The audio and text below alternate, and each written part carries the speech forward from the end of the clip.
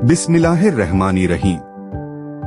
हजरत सालेह अलैहिस्सलाम कौम को बार बार समझाते और फरमाते रहे, पर कौम पर बिल्कुल असर न हुआ, बल्कि उसकी दुश्मनी तरक्की पाती रही और उसका विरोध बढ़ता ही रहा और वह किसी तरह बुत परस्ती से बाज न आई। अगरचे एक छोटी और कमजोर जमात ने ईमान कबूल कर लिया और वह मुसलमान हो गई, मगर कौम के सरदार और बड़े बड़े सरमायादार उसी तरह बातिल परस्ती पर कायम रहे और उन्होंने दी हुई हर किस्म की नेमतों का शुक्रिया अदा करने के बजाय नाशुक्री का तरीका अपना लिया। वे हजरत सालेह अलैहिस्सलाम का मजाक उड़ाते हुए कहा करते कि सालेह अलैहिस्सलाम, अगर हम बातिल परस्त होते, अल्लाह के सही मजहब के इनकारी होते और उसके पसंदीदा तरीके पर कायम न होते, तो आज हमको यह सोने चांदी की बहुतात, हरे भरे बाग और दूसरी नेमतें हासिल न होती। तुम खुद को और अपने मानने वालों को देखो और फिर उनकी तन्हाली और गरीबी पर नजर करो और बतलाओ कि अल्लाह के प्यारे और मकबूल कौन हैं। हजरत सालेह अलैहिस्सलाम फरमाते कि तुम अपने इस ऐश और अमीरी पर शेखी न मारो और अल्लाह के सच्चे रसूल और उसके सच्चे दीन का मजाक न उड़ाओ। इसलिए अगर तुम्हारे घमंड और दुश्मनी का यही हाल रहा तो पल में सब कुछ फना हो जाएगा और फिर न तुम रहोगे और यह तुम्हारा समाज। बेशक ये सब अल्लाह की नेमतें हैं, बशर्ते कि इनके हासिल करने वाले उसका शुक्र अदा करें और उसके सामने सरे नियाज झुकाएं, और बेशक यही अजाब व लानत के सामान हैं अगर इनका इस्तिकबाल शेखी व गुरूर के साथ किया जाए।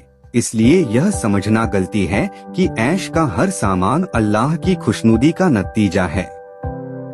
समूद को यह हैरानी थी कि यह कैसे मुमकिन है कि हमी में का एक इंसान अल्लाह का पैगंबर बन जाए और वह अल्लाह का हुक्म सुनाने लगे।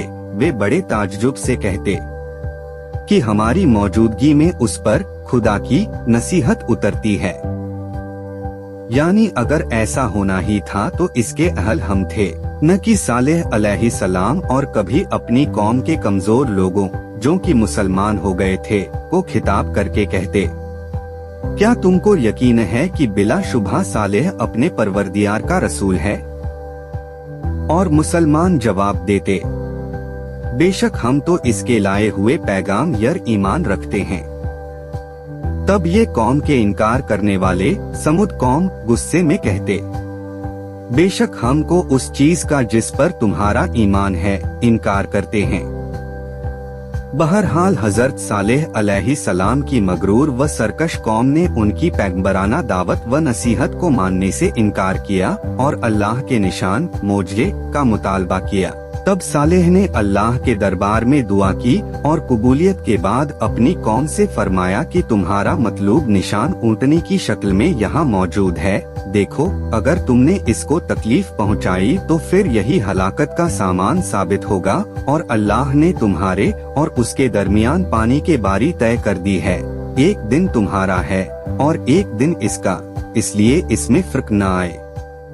कुरान मजीद ने इसे नाकतुल्लाह, अल्लाह की ऊँटनी कहा है, ताकि यह बात नजरों में रहे कि यूं तो तमाम मखलूक अल्लाह ही की मिल्कियत है, मगर समूद ने चूंकि उनको खुदा की एक निशानी की शक्ल में तलब किया था, इसलिए उसकी मौजूदा खुसूसियत ने उसको अल्लाह की निशानी का लक़ब दिलाया। साथ ही उसको लकुम आयाती ही, तुम्हारे लिए निशानी कहकर यह भी बताया कि यह निशानी अपने भीतर खास अहमियत रखती है।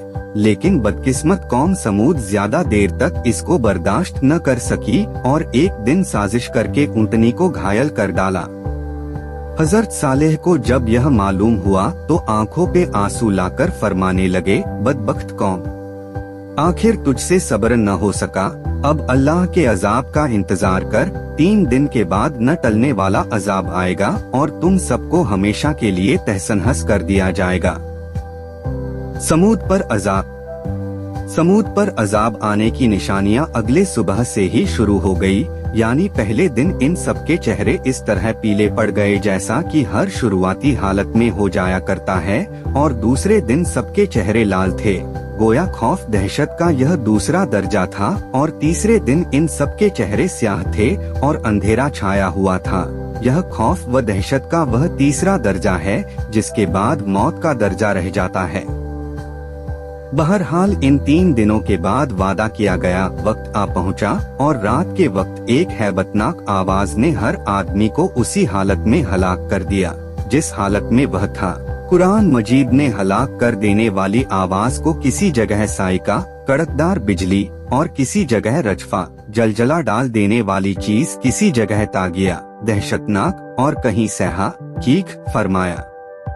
एक तरफ समूद पर यह अजाब आया और उनकी बस्तियों को तबाह व बर्बाद करके सरकशों की सरकशी और घमंडियों का अंजाम जाहिर हुआ, जबकि दूसरी ओर हजरत सालेह अलैहिस्सलाम और उनकी पैरवी करने वाले मुसलमानों को अल्लाह ने अपनी हिफाजत में ले लिया और उनको इस अजाब से महफूज रखा।